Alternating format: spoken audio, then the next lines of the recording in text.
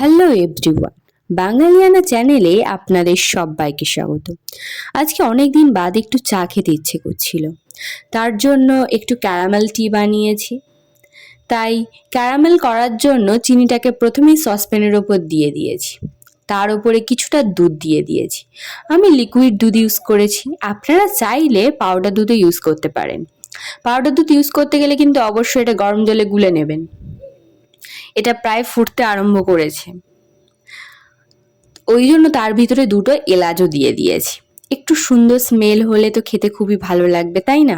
কি বলেন বন্ধুরা আপনারা?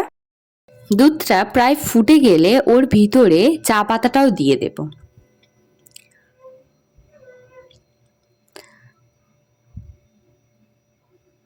চা পাতাটা দিয়ে একটু নেড়ে নিয়েছি, আবার ফুটতে আরম্ভ করেছে। চাটা প্রায় হয়ে এসেছে। এটা আপনাদের কেমন লাগলো অবশ্যই কমেন্টে জানাবেন। আমার কিন্তু এই চাটা খেতে খুবই ভালো লেগেছে, আর আপনারা কিন্তু এটা ট্রাই করতে ভুলবেন না। এখন যাই তাহলে।